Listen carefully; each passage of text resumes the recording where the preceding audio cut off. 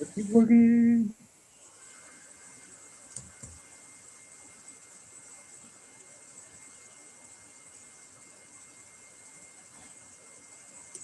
All right, everyone, we are live.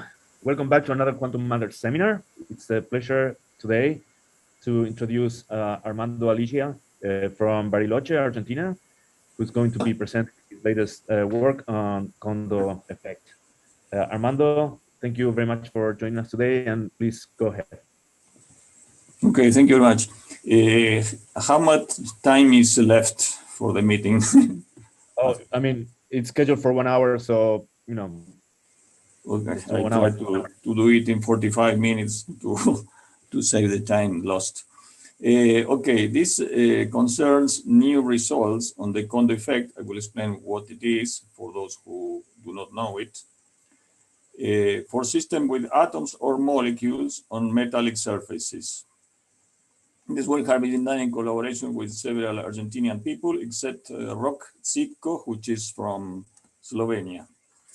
The scheme of the talk is the following. First, I will introduce briefly the Anderson and Kondo models.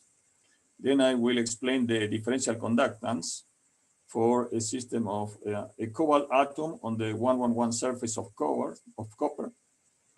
Then I will move to the topological quantum phase transition for a system with spin 1, 2 channels, and easy plane anisotropy, which are perhaps the most novel results. And I will use these results to reinterpret 3 relevant experiments for a system of an iron phthalocyanine on gold 111. And if I have time, I will explain how to extend these results to other systems. Well, this is an introduction to the Anderson model and the Kondo effect. Assume that you have a cerium 3 plus ion in vacuum. And if you do a photoemission experiment, you just have a peak at the energy of this 4f electron. And if you do an inverse photoemission experiments, you add the second electron to the 4f shell, and you have to pay the Coulomb repulsion U, and you will have in the spectral density of the localized states just another delta function at the energy of the 4f electron plus U. And if you do thermodynamics, for example, if you measure this magnetic susceptibility, since the ground state is degenerate, you have just a Curie law for the susceptibility. What happens if you put this impurity in a metal? Well, this 4f electron can jump to the band or from the band to the impurity. And then one would expect, this is described by the Anderson model, this model describes the hybridization, we expect a broadening of these 2 peaks. And this is what happens at high temperatures. But rather surprisingly, at low temperature, one has also a peak at the Fermi level, whatever it is, the position. You have a peak, and the width of this peak, which is will be discussed later in this talk, is of the order of some energy which is called the Kondo temperature. This effect is due to the screening of the magnetic impurity by the conduction electron, so that the ground state has a total angular momentum J equals 0. It is a singlet. And then below this characteristic temperature, the Kondo temperature, which is more or less half width of this peak,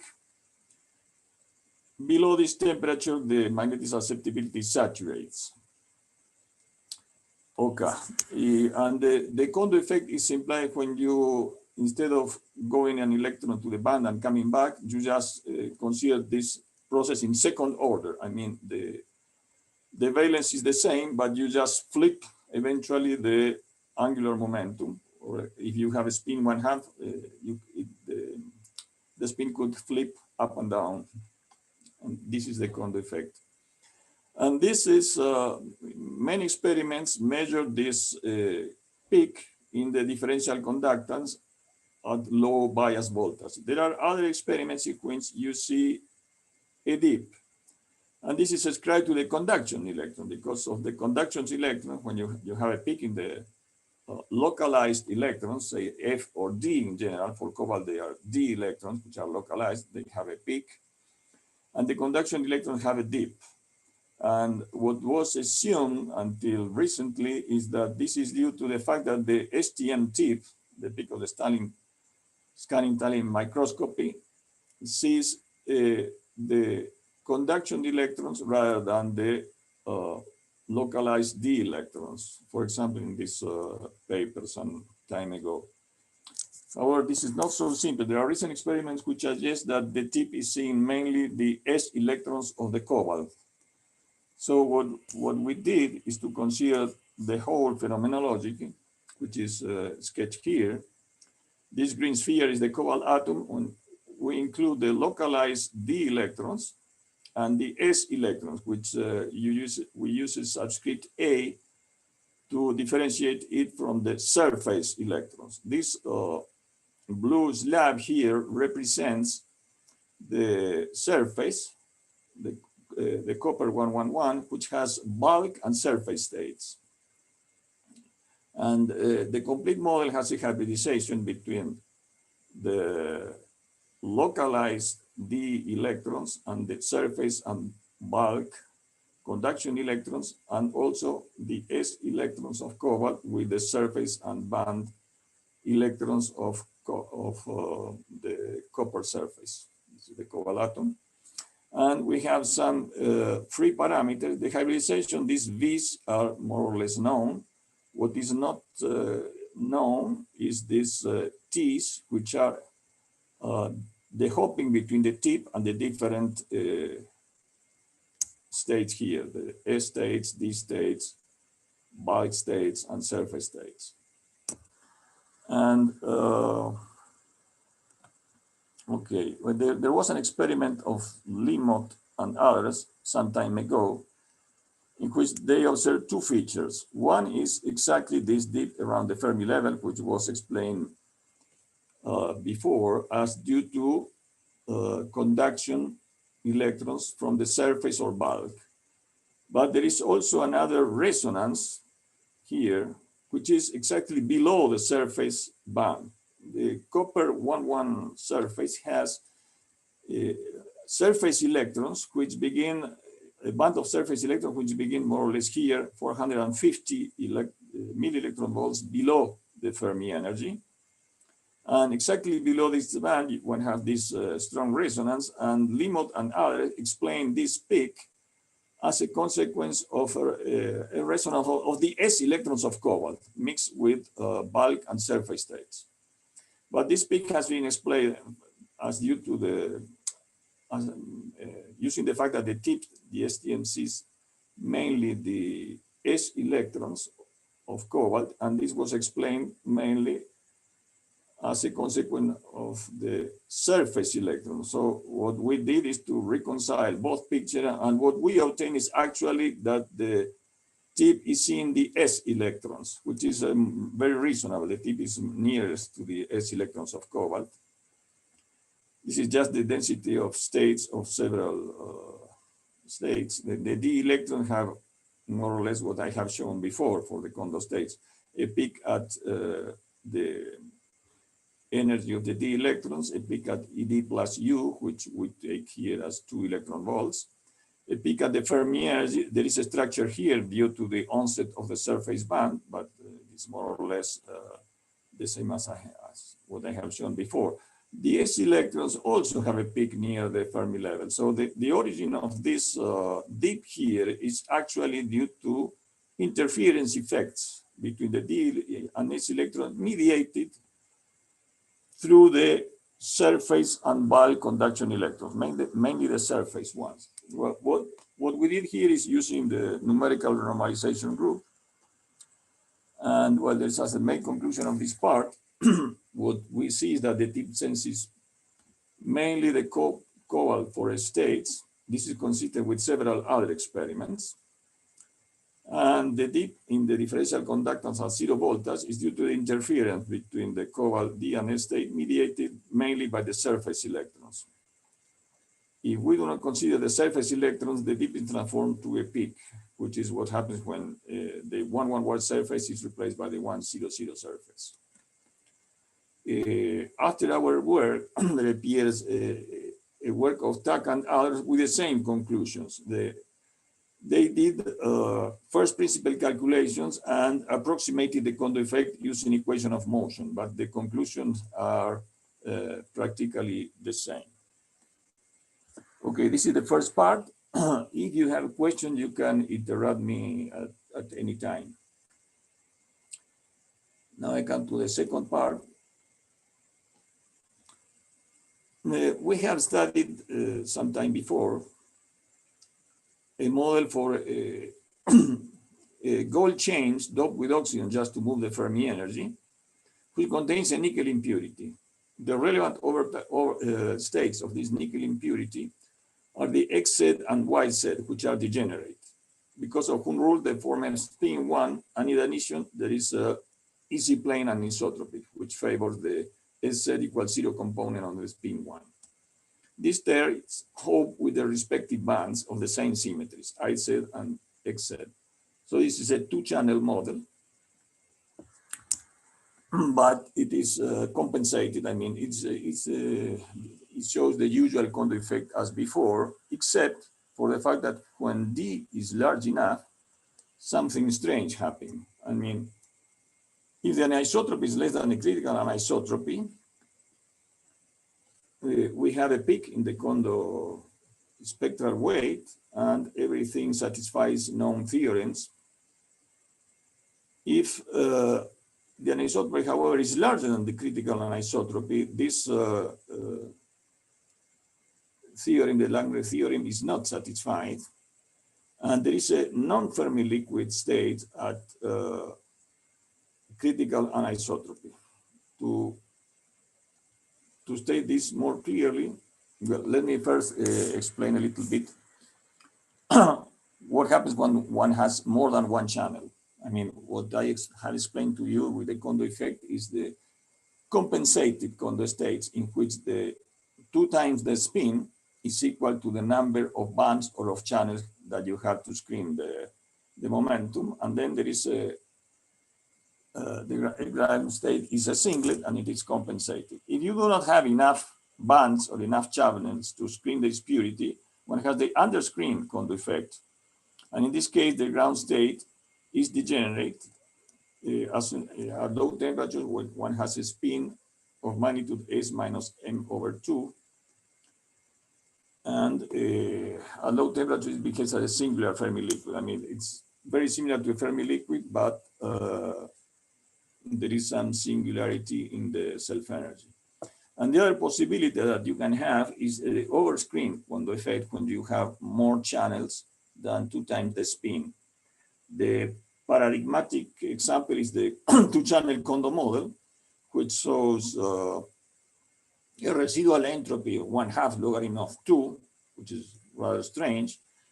A Sommerfeld coefficient going to infinity, and other strange properties. What we obtained, this is a normalized spectral density for the Kondo model, is that everything is well behaved for small anisotropy. If you increase the anisotropy, the peak at the Fermi energy continues to be exactly at some number given by some theorems. But when you increase D, this peak turns out to a narrow peak inside a broader peak. I mean, this value continues to be 1 in these normalized units. This shape here, except for what happens at very small frequencies, this shape is characteristic of the 2-channel Kondo model, in which the intensity is half the maximum intensity. And when one is above the critical anisotropy, suddenly, in all these red lines, the value of the spectral density at the Fermi energy jumps to 0. In the case of the Kondo model, not that there is some finite value. Concerning the conductance, in the case of the Kondo model, when you lower the temperature, it goes to the maximum possible value, which is 4 times E squared over H. This 4 is because you have spin up, spin down, and channel, let's say XZ and YZ. I mean, 2 bands and 2 spins, so you have a factor 4 for the quantum of conductance. And this is more or less what one expects. When the anisotropy is increased and one approaches the critical anisotropy, the behavior is like the two-channel Kondo model, in which the conductance goes to half of the maximum value. However, if you go to low enough temperature, these curves always go to 1, satisfying these theorems, which I will talk later. However, if the anisotropy is larger than the critical anisotropy, the conductance always go to 0 at small temperatures. This is for the Kondo model, which the occupancy is 2. If the occupancy is less than 2 in the Anderson model, the behavior is more or less the same, except that the maximum value is not 1 and the minimum value is not 0, but some other value, which I will discuss in a minute. Well, why there is a topological phase transition and what happens with the famous Friedel sum rule? The Friedel sum rule relates the conductance. Here, the subscripts mean channel, tau is XZ or YZ, and sigma is the spin, but all of them are degenerate here. The channels are degenerate and the spin is degenerate. So for all possible subscripts, the value is the same. Well, this is the imaginary part of the interacting Green's function and is proportional to some phase shift. This phase shift, in turn, it is shown that this is equal to, it has a part proportional to the occupancy of the impurity, the occupancy of the impurity for this channel and spin, plus something else. This something else is an ugly integral, the Latinger integral, which is this thing, the imaginary part of the integral of the interacting Green's function and the derivative of the self-energy with respect to the frequency. It was usually assumed since Latinger in 1960 that this integral is 0.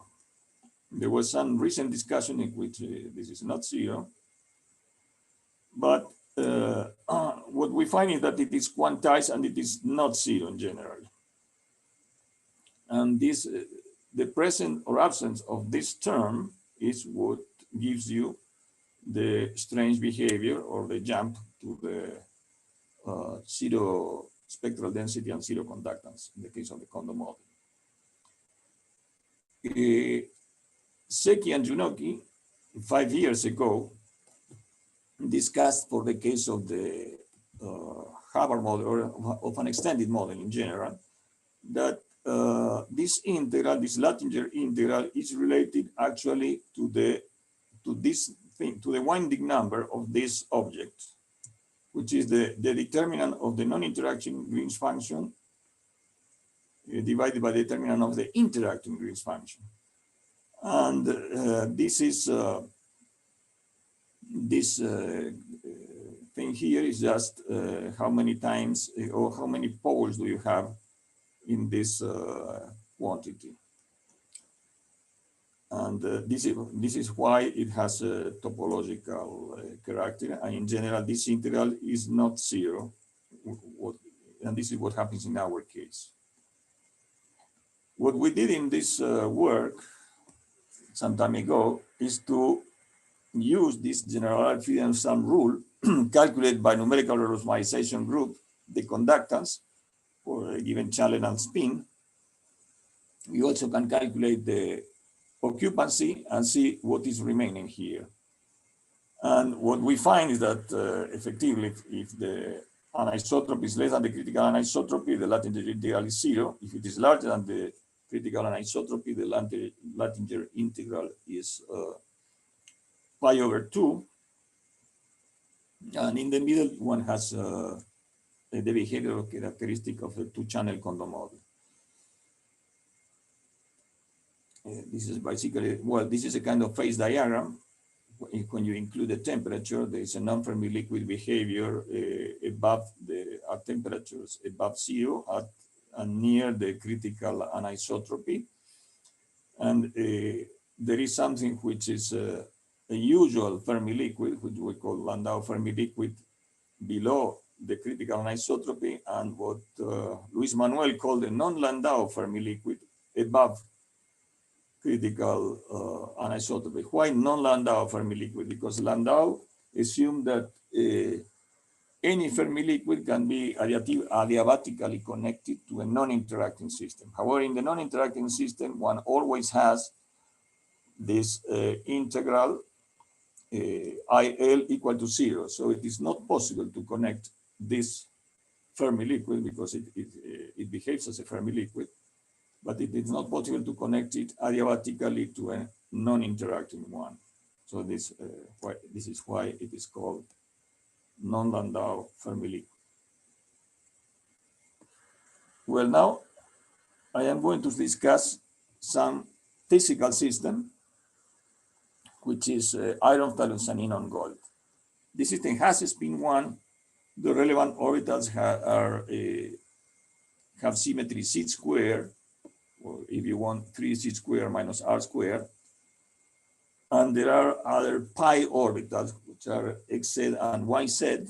And there is a spin orbit interaction that split these two. So essentially, this is a two-channel model, but with non-equivalent channels, one z square and one, let's say, pi orbital. Okay. And what they see is, with the STM, is a broad peak, and inside it a narrow dip. This at the right is a detail of this picture, and a fit with some broad peak in blue here and a narrow dip in green here.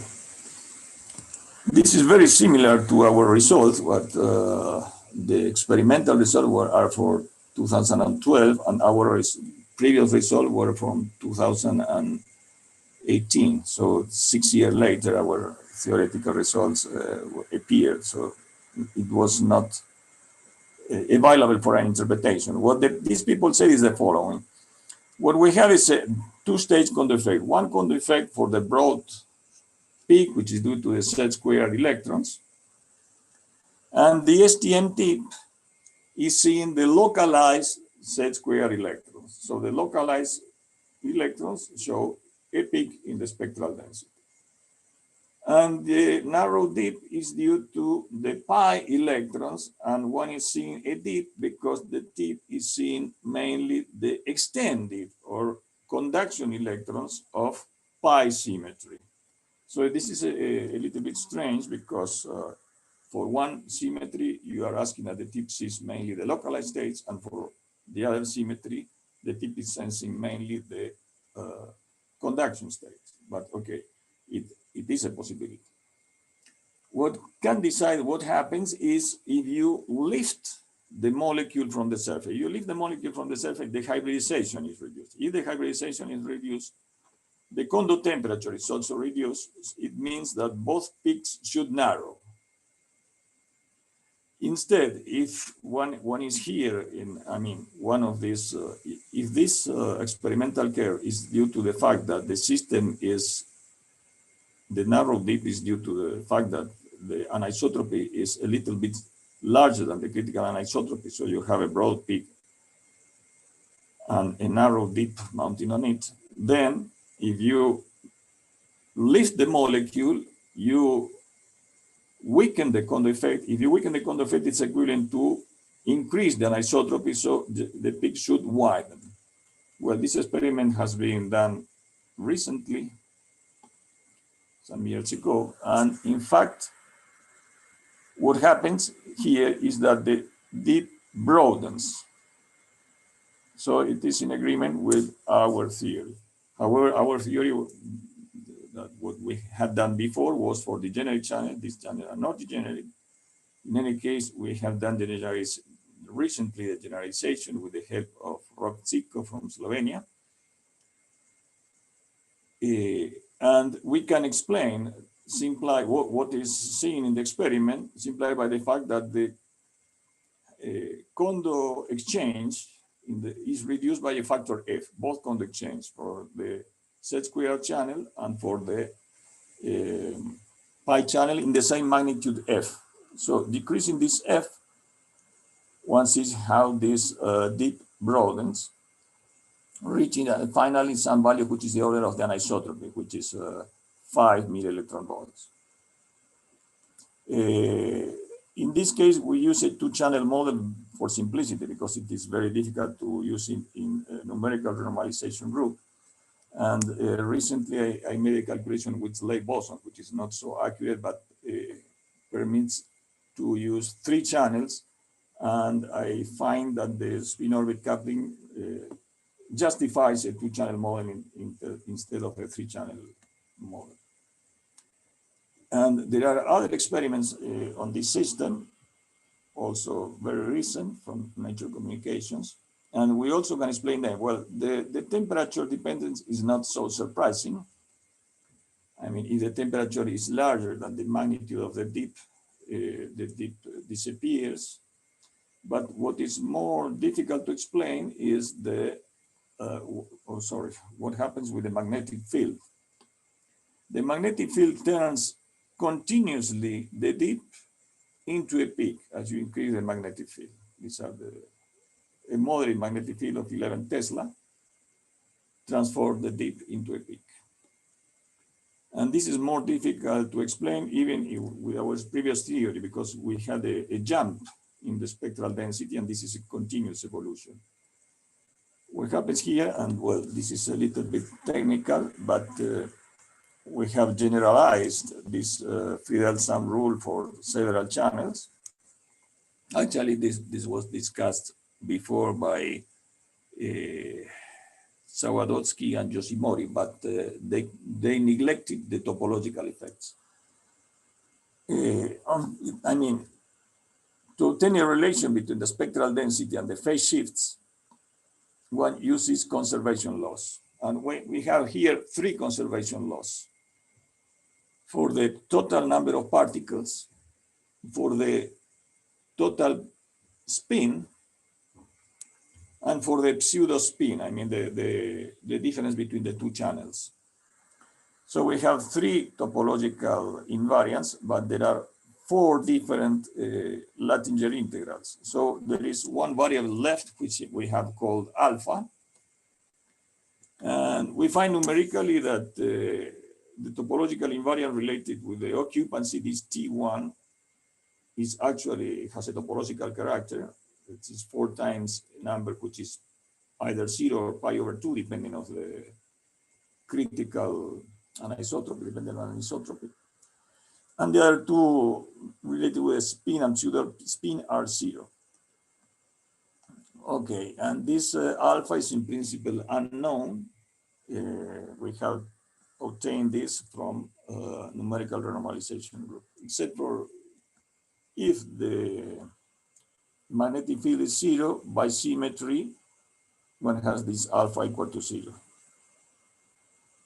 This is a sketch of what happens with this alpha. It's rather technical, but for 0 magnetic field, there is a topological transition at a critical anisotropy. And above this anisotropy, this Latinger integral is pi over 2. Below this, it is 0.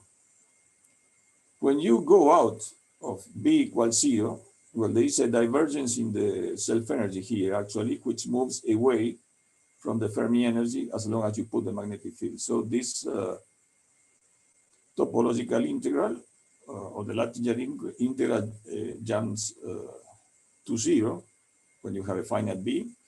And this alpha, which was 0 here, jumps to pi over 2. This does not change any physical quantity. So just the system becomes non-topological, a usual Fermi liquid, as long as you put a magnetic field.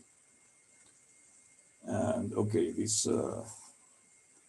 alpha here, I mean, it's if you have a large magnetic field, it's very near 0, nothing happens. For a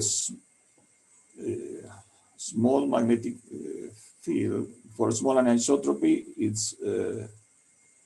it's very near a step function. I mean, which is what happens here. I mean, if you have a small magnetic field and you increase the anisotropy, it seems it is like a step function. Here is this directly a step function. I mean, for this is what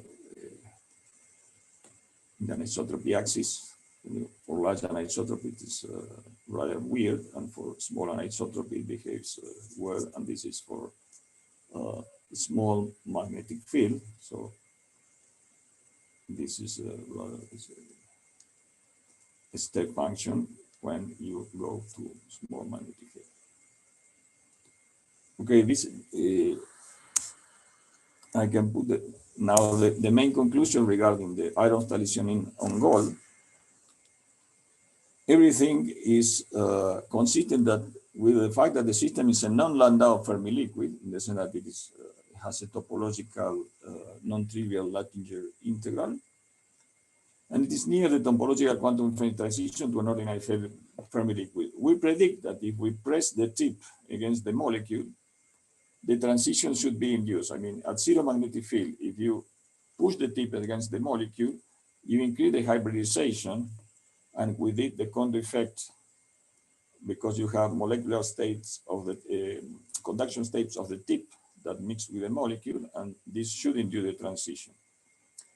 We have extended this Friedel-Langrenz rule and its topological aspect to non-equivalent channels and finite magnetic fields, which has not been done before. And the approach provides a unified description of 4 experiments on this iron phthalocyanine and gold. I mean, that would mean in the PRL of Minamitami, the nature communication of in which they lifted the molecule. Also the dependence of temperature and magnetic field, and there are other systems which seem to behave in the same way. One is manganese phthalocyanine, which they also observe this dip near the Fermi energy, is broader here. And if they put magnetic field, this dip turns into a peak at 0 voltage. And another system which has similar features is nickelocene. It's a molecule with nickel, which is more similar to our original model. The levels are almost degenerate, XZ and YZ. And this is what happens. There are 2 types of experiment. In one of them, they press the tip and suddenly the dip is transformed to a peak. There seems to be a first order transition. We think we understand this. There is some jump in the molecule as one press the tip against the molecule. And there are other systems in which it seems more soft, the transition, and this is related with intermediate valence, we think. Well, that's all. Thank you very much.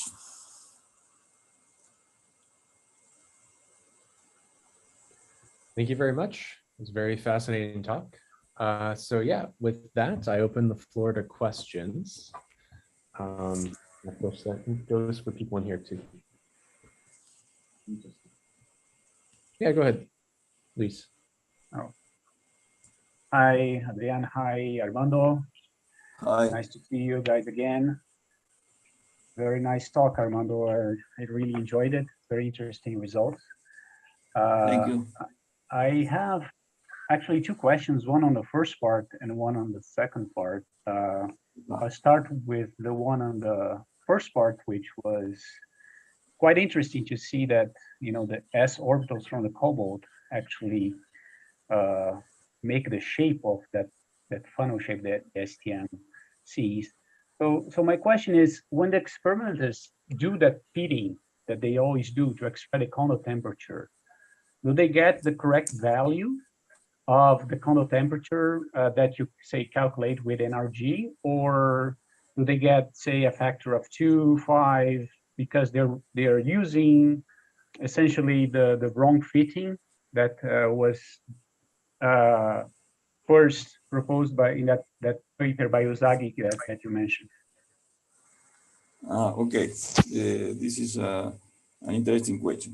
First, What Limont et al. Did is actually they fit only the part below the Fermi energy. They do not have anything here. Mm-hmm. And Usagi et al. Fitted this part. Yeah. This is dependent on there are several things which affect the Kondo temperature. This is dependent on the hybridization. I mean, we took it as a parameter, and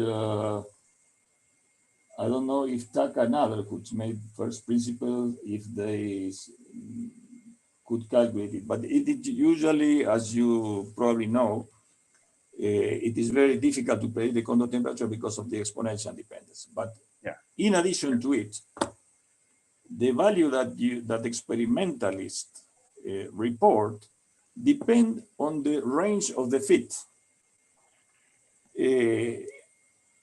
I mean, for example, I have a clear example for cobalt on silver. There are reports which tell you the Kondo temperature is 90 Kelvin, and there are reports which tell you that the Kondo temperature is 50 Kelvin. And both are right, because those who obtain 90 Kelvin fitted with a Fano line shape, but in a range of -4 to 4 times the Kondo temperature. And the other ones use a fit between -1 and 1, or -1.5 and 1.5, the Kondo temperature. So it is very, one should be very careful with this. It is very simple, but I mean, we have a paper related with this, and one should be very careful in what is the fitting procedure and to extract the Kondo temperature. So a factor of 2, in the same experiment, you can find a factor of 2 if the fitting was done in different ways. I don't know if this answers your question. Yeah, and I mean, when you account for the factor that the s orbital of the cobalt is also involved, that might also give, say, another expression that they should use for fitting. That I think that's my question. Yes, this is also interesting, and what we believe here that there is only one channel entering in this case. Why? Because if you would have 2 channels, for example, an SU4 model, then the position of the peak is shifted more or less in the magnitude of the Kondo temperature, either to the left or to the right, depending on the occupancy. I mean, if the occupancy is just 1 electron, no? The occupancy is 2, okay, it's in the middle, but then one has this funny feature of the anisotropy, which is not found, it is not found in cobalt. So we assumed here that you have one important orbital, which is probably the Z square. But for example, if you see what happens for cobalt on silver, the peak is displaced from the Fermi level. So in principle, for cobalt on silver, you should have 2 channels. I see. And therefore, we have chosen here cobalt on copper, just to be sure that that we could use 1 channel, because using 2 channels is more complicated. And this experiment has been done on copper, but you are right. And Taka and others, I talked with him. I mean, this Jacob is from Germany, but Taka is from Santa Fe, Argentina. And he told me that they have several orbitals involved in the Kondo effect, but they cannot say which is more important. So this is an open issue. in general, how many orbitals are playing a role there. So, okay, so I have a second question, if I may, regarding the second part, which is also very interesting work. So when you show that Lagrange integral that changes from 0 to pi/2 at d critical, and that would characterize a change from a Fermi liquid to a non-Landau Fermi liquid. My question is, that integral depends on the non-interacting density of states of the whole system. So in principle, if you vary other parameters other than d, that integral could vary continuously from 0 to something else. So is this topological? I mean, this topological interpretation of this integral as a winding number is only valid for when you plot is a function of d, where it's either 0 or pi/2, or you can consider it to be a topological invariant in general. Okay, I think it is in general. I mean,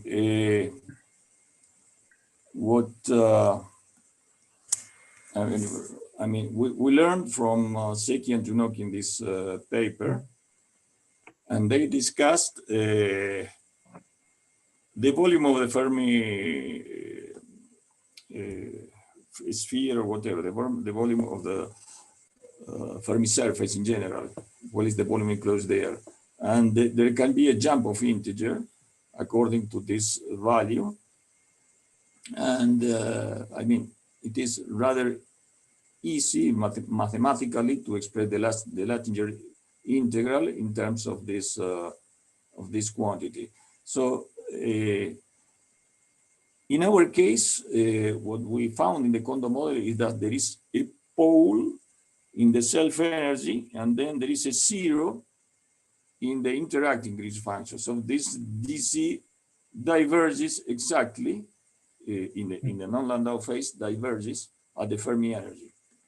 So you have a pole here, and these poles give you a value of IL pi/2. So this winding number is 1.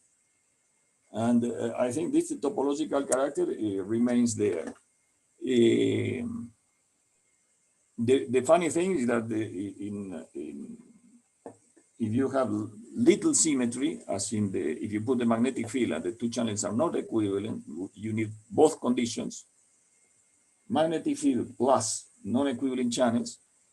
Then if you put the impression of the magnetic field, you move this divergence from the Fermi energy, and then you have a Fermi liquid abruptly. I mean, you move the pole from one thing to another, but the properties of the system continue to be like those of a non-Landau Fermi liquid. I mean, if you go here with a little bit of magnetic field, the property that you see here, the spectral density, still continues to have a dip, as experimentally observed here. I mean, you put some small magnetic field, but you continue to see a dip there. So the non-Landau, even if the system is a Fermi liquid here, it is near the non-Landau phase, and the properties are continuously similar to those of the non-Landau phase. But the Lagrange integral is a topological object when either magnetic field is 0 or both channels are equivalent. I see. Right. All right. Thank you. Very nice talk. You're welcome. All right. Any more questions?